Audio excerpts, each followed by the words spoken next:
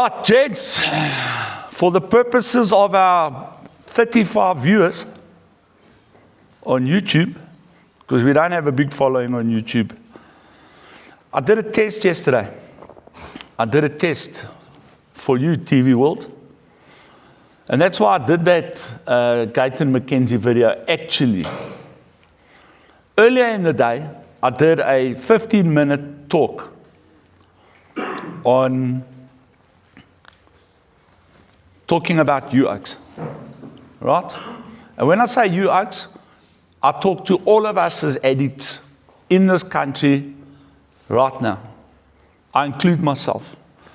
But I was speaking about primarily you guys, because I don't find myself in a similar category of addiction at this point, although in my past, I was definitely in this category, and I'm going to give it to you now. Right now, let me put it to you this way. If I were to relapse today, my medical aid, or a bit of the money that I've saved, would be able to pay for me to go to rehab. Okay? So I would be able to afford a rehabilitation program. All right? I'm fortunate that my addiction has been retarded for long enough that were I to relapse, because relapse is a danger for the rest of your life, I will never exclude that possibility from my life. That's why even my way that I speak to guys that come back here that have relapsed changed. I always, because I became arrogant in my recovery, very arrogant, where when I saw people relapse, they were useless and failures. That's how I used to look at people. But then, guess what? God pulled the rug out under me. Now, did God make me relapse? No. But God allowed circumstances to take me to a place where I made the choice to go and relapse, right? There's no excuse. I take responsibility. It was a stupid thing to do. But as well as it was a stupid thing to do, now this is a dangerous comment I'm going to say now. My relapse was probably the best thing that ever happened to me emotionally, mentally, and spiritually. Because those couple of days brought me back to earth. Made me change the way I speak about addiction. I always used to say, Milton and them were here, they'll tell you. I always used to say things like, I will never use again because I'm free from addiction and I'm not an addict anymore. I'm a recovered addict. I'm not a recovering addict. I'm a recovered addict. These arrogant types of statements, right? Comes from my privileged apartheid background, brother. Do you understand? Now you elevate yourself to a position. You elevate yourself. In other words, if you take the scriptural reference, you do what Saul did. You go and you build a monument to yourself and glorify yourself in your recovery, right? And I saw my heart, right? Wasn't long, couple days, but long enough to take me into a very deep hole. But it was a very good thing because God came, rescued me. I put myself on this program. The Oaks used to preach us to sit here with the Oaks. What a humbling experience, right? I was just fortunate in one aspect. It was more like outpatient. I could go home after it. You know what I mean? But I removed myself, running the place. I did the whole story, right? And I did that for, 2 years. 2 years. I wasn't here, right? But it brought me to the place of understanding, that relapse happens to anyone at any time ever. And it changed my mindset about Oaks that go out and fall and then come back. And that's why I treat them very differently to the way that I used to treat them, all right? And that was a very good thing. But I was speaking to South Africa about the guy that has never managed to get to that place in his recovery where he's managed to build himself up a bit again. He's managed to get some financial wherewithal, what do they call it, a backup, a financial backup that he's put away in case of something going wrong. The guy's he's been struggling all along, right? And if he were to relapse or go back into active addiction or is in active addiction now, there's just simply no way for that guy to go to rehab. There's no way, And so I did a video about that, and then I started saying, and it started with, people that have a lot to say about the way addicts behave, and a lot to say about the way certain institutions are run, when in fact they know nothing about the addicted mindset, and they know nothing about running drug rehabilitation centers at all, right? And then I hit the big point. And I said, of those people, who's investing in our lives as addicts? Who's investing in our recoveries? Who's looking out for us, like they're looking out for orphans, and they're looking out for, you know that there's more people looking out for animals at the SPCA than there are looking out for you. And that makes me, I don't know about you guys, but that makes me feel some kind of way. You know what I mean? Like, my life is worth less than a dog or a cat. Okay? And if you ask people in private, they'll never say this publicly, ever. But if you ask them in private, and you don't let them on that you are a recovering addict, right? And you bring it up in a condescending way. In other words, you set them up, okay? And you say to them, yeah, these flipping addicts, but you start it like that. I've got this oak in my family, and he's a flipping junkie, but, and then watch where that conversation goes. And you'll quickly realize, I've done it plenty. And then the oak goes into this whole thing, and then I switch on him. And you check out that oak looks like. You see how quickly oaks want to flip and excuse themselves from that particular conversation. Because this is the reality. And I said, you advertise alcohol on TV 100 times a day, if not more. You advertise it at every sports game. You publicize movies. The other day I put on a series on Mnet. I was looking actually to go to the MotoGP, but my TV was on 101. And it was at 10:30 on Sunday morning, right? Sunday morning, 10:30. Right? And it comes on 101.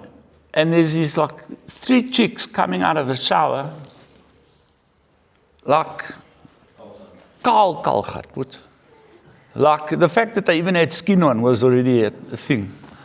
And I was like, and I clicked it over, but obviously you check, you know what I mean? It's like right in your face instantly. And I clicked it over, and then I sat back and I started thinking about it. And I was like, 10:30 on a Sunday morning. Who's watching TV at 10:30 on a Sunday morning? How can you have something like that on at 10:30 in the morning? Now, I don't even know what series it is. It's one of these American HBO, hardcore things, I'm sure, right? So it's in your face all day. Then on top of it, put on any movie, any TV show, any fiction, right? Any music video, of any, across the board. You can go across the board, bro. House music, rap, rock, whatever you want. And the first thing you'll notice is people are having a good time. But when you look at those people, you see, hey, these people aren't like right. You understand? You can see they're not right, bro. You know they're high. Everyone knows they're high. On the movies, everyone's doing drugs. You know what I mean, hey? Someone said something? I thought you wanted... No, it's fine. You're welcome to add. Welcome to add. But it's in your face all the time. In other words, there's a clear marketing strategy. Alcohol. Then they're advertising. I checked this advert the other day. I can't remember when last I saw it. It was a while ago. It was about a year ago when I last saw it. But they're advertising syrup now to help your kid concentrate better and to bring him to peak performance or her to peak performance for children from age 3 to 6. So now you are chemically enhancing or affecting kids. And so now we've got our kids on all these enhancement products. People came here in the week, one of those families that you saw come here in the week, came here because they want to bring both their sons to speak to me, who are both qualified psychologists, who are munching mushrooms and psychedelics, all right? and who want to come and convince the world that that's the way to go. And I must talk to them about it. And I said, I'm not doing it. I'm not doing it because, first of all, they're not going to have one thing to listen to from me because I come from a spiritual perspective and they're not interested in that. So there's no way that I can convince them that what they're doing is wrong from my point of reference. They've gone through all these schools, and how psychologists can get to a point of believing that these things are good for you speaks volumes as to the immense effect marketing has had on our culture. Because I can tell you, we've had numerous people here that have been here because of psychedelics, that we've had to refer for psychiatric evaluation because those psychedelics eventually take their toll. You know? It's like any drug. Any of you will understand what I'm talking about. The first 5-6 years that you're using it, it's a jewel. And then all of a sudden, it's out of nowhere, it's no more a jewel. In fact, it flips so fast, and I've asked you guys this question before, that you don't even know when it flipped. From being a lot of fun to being, I've got to have it, just to function, right? So the marketing, they're pumping this marketing into people. In other words, they're helping you to make decisions that are, or that have the potential, as we can see from all of us sitting here, the potential of detrimentally affecting you for the rest of your life, to the point of almost complete destruction. Why I say almost complete destruction, it's not complete destruction yet because you're still breathing. Once the drugs ultimately take you to the place of not breathing, then it's complete destruction. We've got a saying here at Walking with Winners. I don't know, I must have read it somewhere because it's not my own saying, but I've adopted that saying, and I say it to your parents all the time, because a lot of times your families want to give up, but you don't understand how much time we spend encouraging your families not to give up on you because of what they've been through, trying to keep you going, okay? And they eventually get to a place of losing hope. They really do, eh? And I always say to them, always remember this, as long as there's breath, there's hope. At some point, if this guy is alive and he's breathing, at some point there's always the chance, always the possibility, like happened with me, like happened with millions others like me, that at the worst possible point, the last straw, when death is imminent, something switches on. And that person makes radical and long-term changes in their life. And then you start seeing the fruits of those changes, which is phenomenal. But once a person is dead, he's dead. Dead people, and I want to say this to you, dead people can make no changes. That's why I always say to you guys are like talking about, I'll just kill myself and all this rubbish. You're not, man, it is rubbish. You've got to really get out of that way of thinking because you must understand something. And it's something I think a lot of addicts, I don't know why they battle to understand this.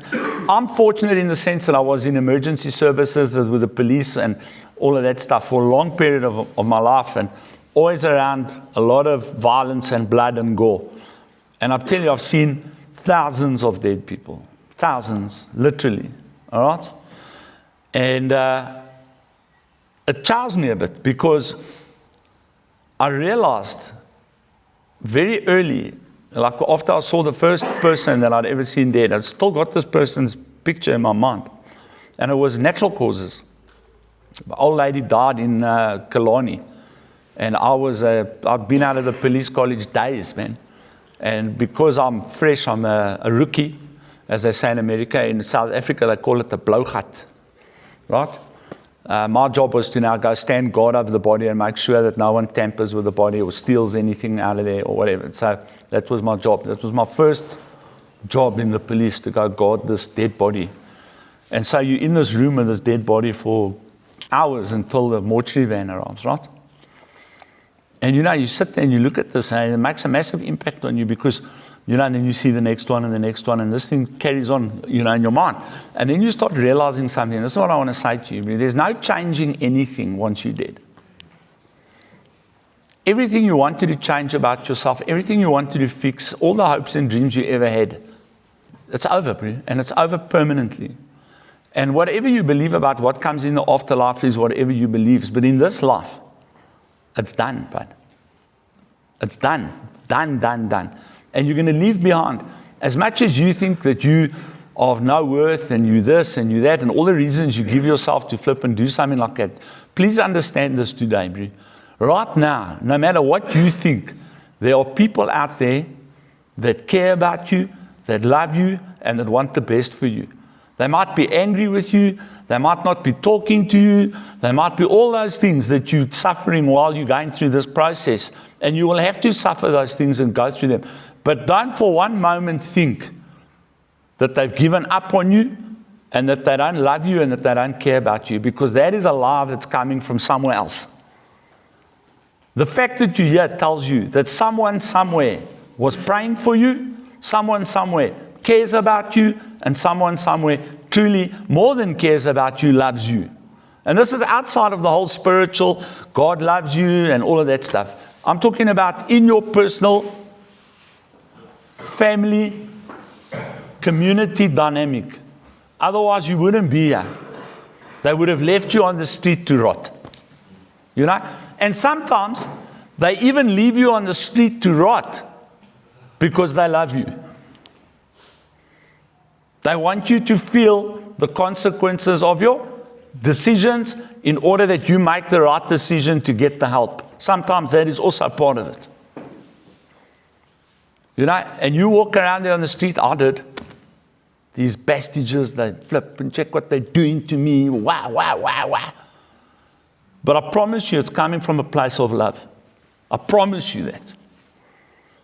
People are forcing you into a cattle kraal, where they force the cattle into the kraal to get vaccinated and inoculated, sometimes to get slaughtered, you know what I mean? But the reality is it's not to get slaughtered. It's to help you to get better. Now, you've got nothing, you are nowhere. These products that they've pushed on you have brought you to this place. You're sitting on the street. You've got no cash. You've got nowhere to go. You know, you've been on the street a long time. You've got only the clothes on your back. You've got a pair of fraught holy shoes. I've been there, bud. Believe me. And you realize you really want to change. You don't want to live like this anymore. No one wants to live like that, bud. No one, I promise you. The oak that's living like that, that's telling you his mark's living like that, he's lying. Right? He's convinced himself in order to make his life mentally a little bit easier. He doesn't want to live like that. When he sees a oak drive past in a Bentley Continental GT, I promise you, he doesn't think, oh no, my bridge is better than that. Because when he sees the car, he thinks about where's that car parked at night and what's the house look like. And wouldn't it be nice? Nobody wants to live on the street. No one wants to be an addict to the point where they're at that place. Now you want help. Where are you going to get the help, man?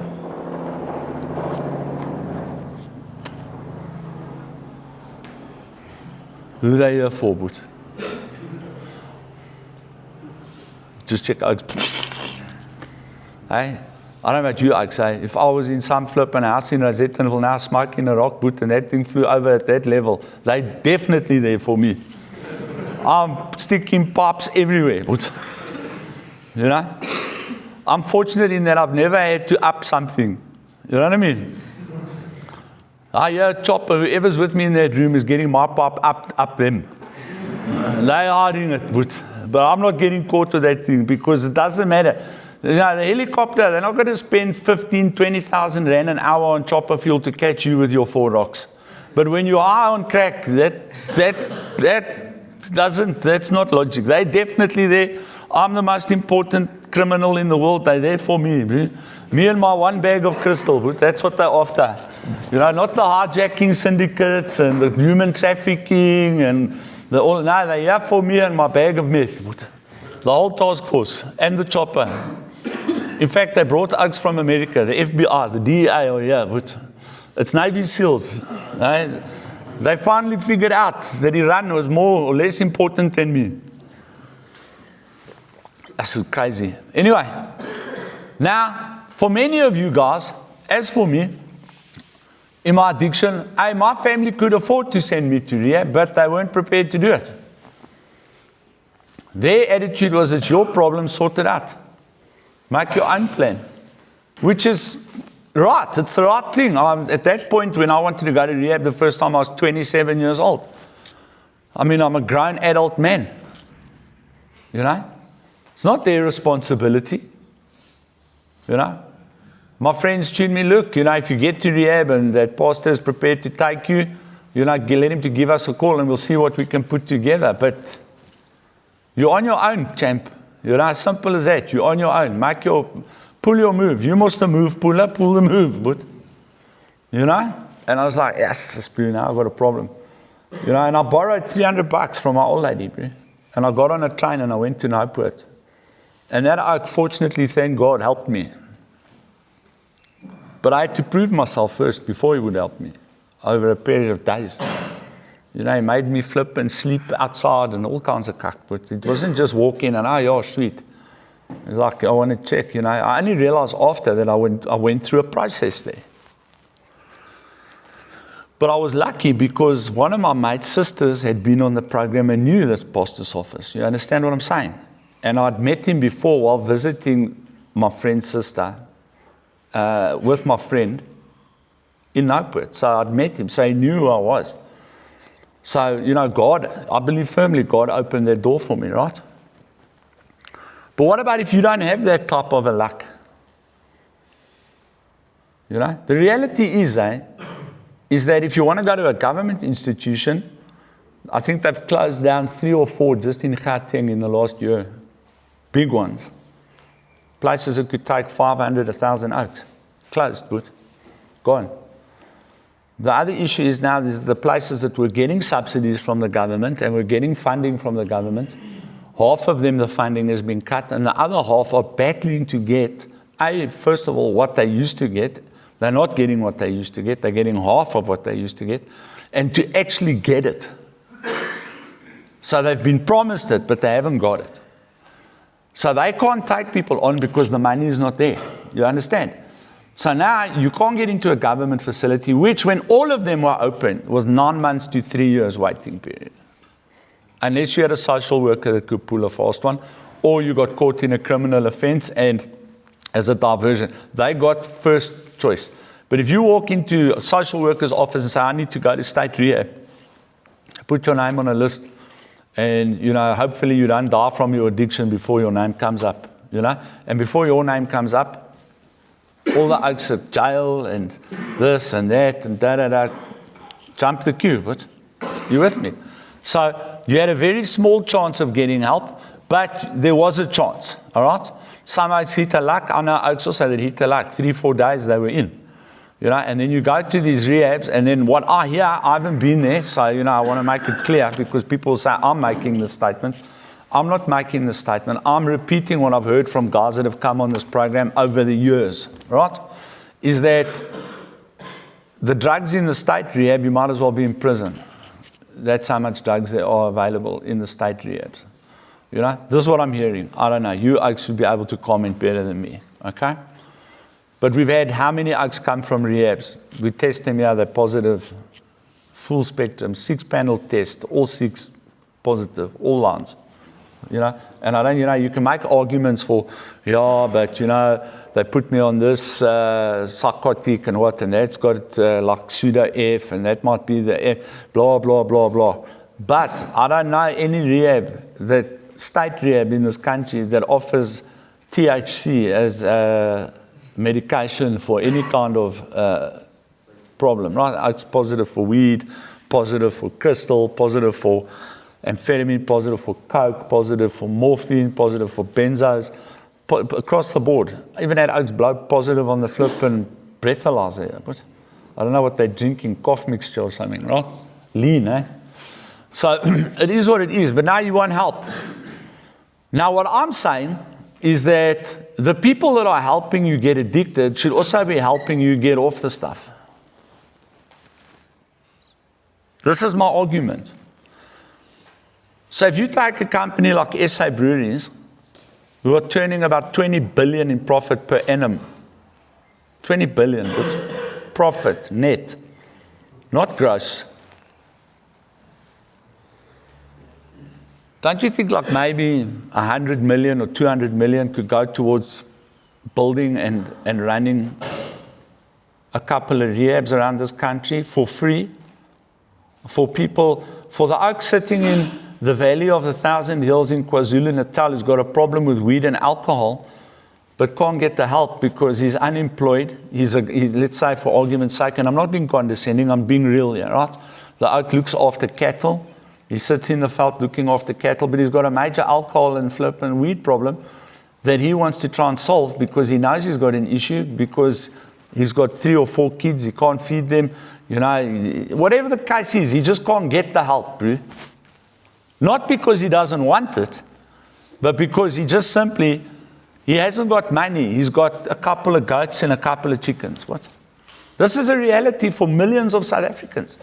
Or you're living in the inner city of Johannesburg. You're lying there on the street in Hillbrow, like we saw, the oaks that went to Hillbrow. You're lying there, those oaks, not one of those oaks. When I tuned them, if you got the help, would you take it? Said no. Every single one of them tuned, I'll take it now. You know what I mean? And you're like, because you want to help them. But I'll tell you where the issue comes for me, all right? Which one do I help? Which one do I help? If I help the white oak, I'm showing preferential treatment and I'm a racist, right? If I help the black oak, I'm showing preferential treatment because I'm trying to get in the good books and I'm whatever, whatever the story is, there'll be a story. And if I help one, why am I not helping the other 5,000? So who do you help and how do you help them? And the reality is I can't help all of them. I just simply don't have the resources and I don't have the money. If I could help all of them, I would help all of them. I absolutely, 100%, if they gave me the ability, they gave me the money, I would help them. I would help them, bro. I sent a letter to the top levels of the biggest trade unions in this country. Because I know that they've got access to the corridors of power, right? And I said to them, you've got a massive building standing empty that is owned by state-owned enterprises in the center of Johannesburg called the Carlton Hotel. It's standing there rotting, bro. That place has got facilities, it's got kitchens, it's got rooms, it's got boardrooms, it's got a swimming pool, it's got squash courts, it's a 5-star hotel, right? And I think it can take 1,000 people if you put one in a room. I'm not sure of the exact amount, I've got it in writing, I'd have to re-look at it. But it can take makulu people there, bro.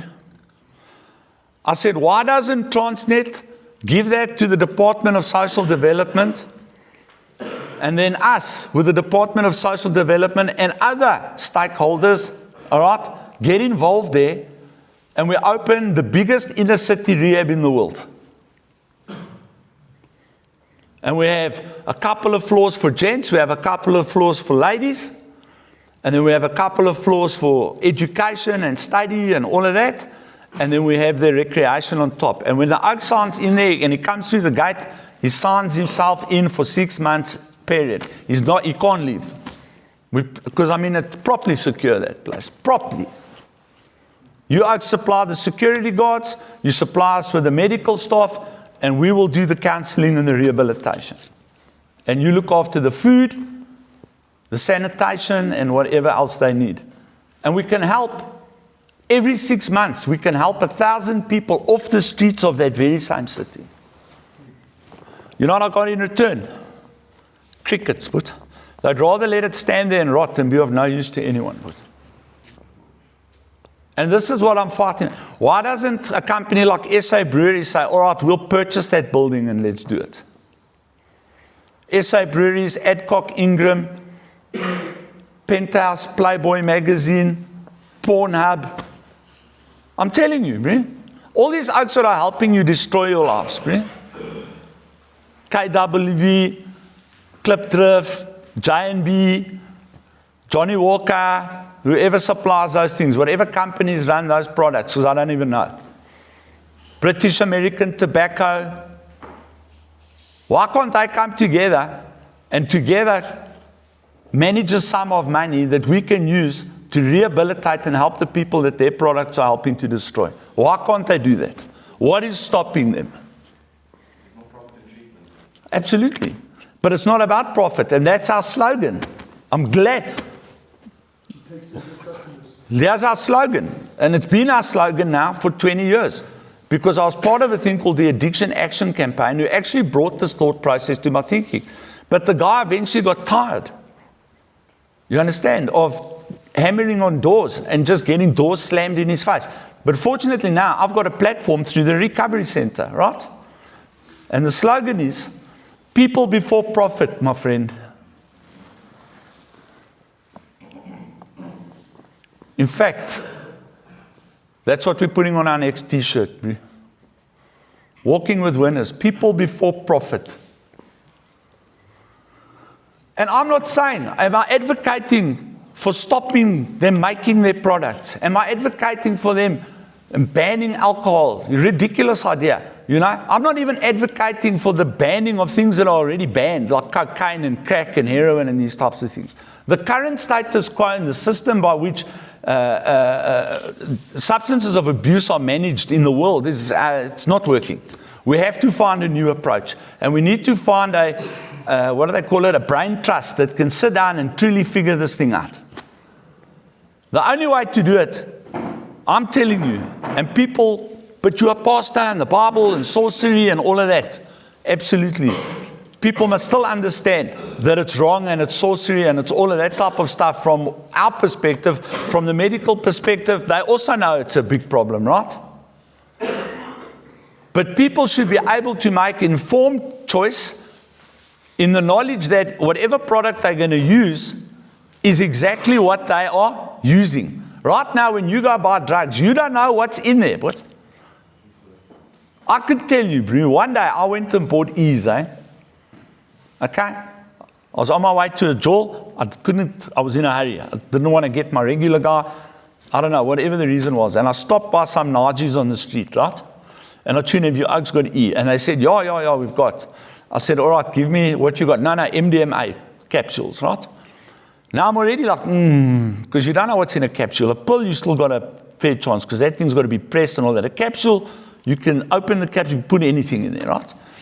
But I skimmed, well, you know, I've been pretty, you know, out of let's say out of 100 bars in my life, you know, 90 have been always good bars. You know, there's always that 10, like I told you, we end up with the wax instead of the flip and crack, right? So I said, all right, bring me, I don't know how many it was. The Oak brought me a couple. And I vowed, bro. And as I vowed, I flip and pop 2 pills, right? And by 4 robots down the road, but I was chundering. I was sick as a dog. But I was also, and I realized very quickly that these weren't E's. They were some kind of opioid, right? And then when I didn't take any more of those, right? I sort of came right, and then I got wherever I went, and I flipped and got the proper stuff. But because of my addiction, you know, that rush, I must have it now, I guess was what was motivating me. But I got sick, yes, and I was sick for a good couple hours. And then I vowed home, and I actually went and I got a drug test, and I tested myself. And I was positive for amphetamines and MDMA, right? But I was also positive for opioids, and I hadn't touched any opioids. So I knew that they'd given me heroin in those capsules. Man. You understand what I'm saying? We're not fools, us that are pharmaceutical enthusiasts. We're not fools, we know. Right? And that's what regulating the drugs will do. It will eliminate the criminal element, okay? And you'll be sure that you're getting what you're getting, and you'll get it from a place that is properly controlled, where you will also then at the same time be able to be monitored, and if you need help, can be offered the help right there and can go get the help. That's why I'm saying that regulation, in my view, you know, the decriminalization of addiction, not drugs. I'd said smuggling drugs, sell drugs, all of that shit, lekker. But if it's properly regulated, I think is a better way to go. I also think that people that are in prison for drug-related offenses should be moved to different types of prisons. So they must still be in a prison-type environment, but they must be in a prison-type environment where the environment is a rehabilitation facility, not a university of crime. In other words, where there's professional rehabilitation experts that can run programs with these people every day. Because I think if we get the addicts out of the criminal system and rehabilitate their addiction, there's always a chance of recidivism and relapse, but you will limit it greatly. Most of the oaks that are in prison that are there for drug-related crime never get the help they want. The drugs are running there rampant, and so they come out worse than what they went in, and so they go back to the life of crime and drugs because they're not taught anything, nothing. But somebody has to pay for this. And the reality is, whatever excuse you give it, corruption, mismanagement, whatever it is that's going on in the upper echelons of government, government simply, in the list of things that they have to do and solve, the problems they have to solve, the housing, the education, the infrastructure, the children, the small children without families, the orphan children, the old people, all that stuff. On the list of that scale of things that need to be solved, where do you think you find yourself? We're right at the bottom, but believe me. Why? Because as much as they tell you you've got a disease, when it comes to helping you and paying for you, they say, no, but you made a choice. So you made a choice of sickness, which is crazy. You understand? So when it suits them, you've got a sickness, and when it doesn't suit them, you made a choice. In other words, where you can make money for them, in other words, you can go to clinics and you can pay doctors and nurses to look after you, and your medical aid will pay it, you have a disease. The minute you come to them and say, you need to help me come right, and it's going to cost you money, no, it's a choice. And they play that game very well with us. So my solution is, those that helped us become addicts, they helped us because they supplied the products that brought us here, right? We took the products, we made the choice, we accept that. But you supplied the products to help us enable our choice. Yes or no? So won't you help us enable our choice to get off it? And if relapse is part of it, you should be happy about that, because if I relapse, it means I'm going to be strong and healthy enough to come back and use more of your product. You with me? And that's my argument. So, to the point of the whole exercise, that video, in an entire day, and I shortened this whole speech to 15 minutes. In an entire day, got 11 views. 11 on TikTok, which is where I usually get most of my views. On Facebook, it got 500 views. Right? Yesterday afternoon at 4 o'clock, I made this Gaitan video for a lach. Right? From last night to now, that video on Facebook, let's check where we're at. Just to show you where you fall into people's level of importance, right? I'm just going to go here. Yeah, I've just got another. Yeah, so let me just do this so that I can get the full thing, right? So my Gaitan video on TikTok from last night to now. So from 4 o'clock to now, how many hours is that? That's 12 plus where we now? 10 o'clock. 18 hours, right?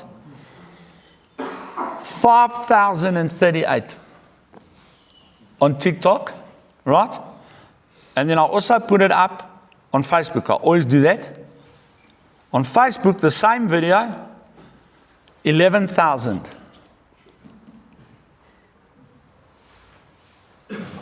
11,000 at 16,000 views.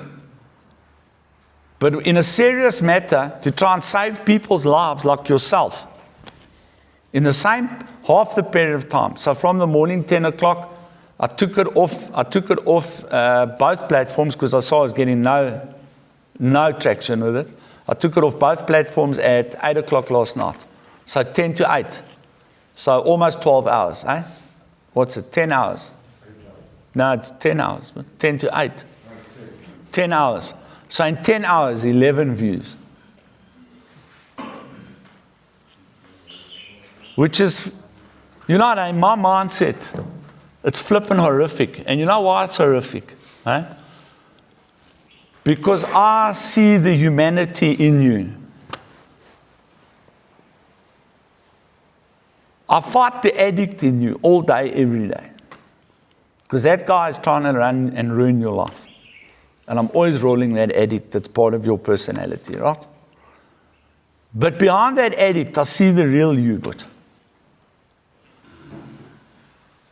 And so when I put something up about you, and people don't give a shit because you're an addict, it hurts me bad. It does, eh? And I don't know what to do about it. And you know, it's impossible to arrange a march for addicts because addicts don't pitch up. They're notoriously unreliable. You know, the last march I had at SA Breweries in 2010, I had 8 oaks in my recovery center at that point, and the only 8 oaks at the march was 8 of us and 1 oak from the National Union of Health. You know? National Education, Health, United Workers, whatever, in the Hawu. He was there, and he's still an avid supporter of us. But even him, he's tried everything, bro. And he's top. It's like, you know, when you also do donations, bro. You go there, you listen, yeah, we're from an orphanage, brother. You'll come back with 3 trucks full of stuff. Go in there. I've told Jan and them also when they go and they ask for donations. Just tell them we're a care center. Don't say drug rehabilitation. The minute they hear addict, you'll get, but you won't get what anyone else will get. You, in the minds of society, this is what we call in the game, a dirty charity. It's a dirty charity. That's what and I also learned that from someone, eh? Crazy, eh? So the only way we can do it is if we start advocating for those that helped us become dirty, must start paying to get us clean. And we must start pushing that agenda. If not for you yourself, for our brothers that are addicted and our sisters that are prostituting themselves for drugs, for our brothers and sisters that are sitting in prisons because of drugs, we have to start pushing this agenda to help these people. Because they're not getting the help they need and they're dying, and worse, they're hurting other people. Right? And they're hurting other people not because they want to hurt other people, but because they are being driven by a demonic force that forces them daily to go and take these substances at any cost to themselves and to their societies, their communities, their families. And somebody has to start footing the bill for this. And the best people to foot the bill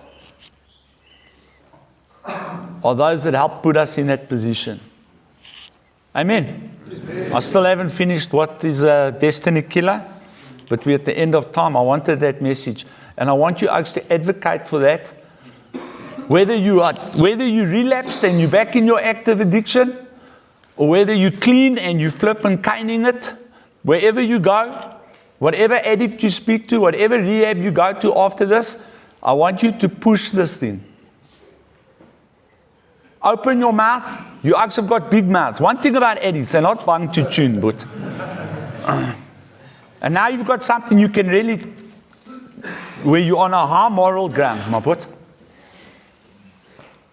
And another thing you know how to do very well is argue a point.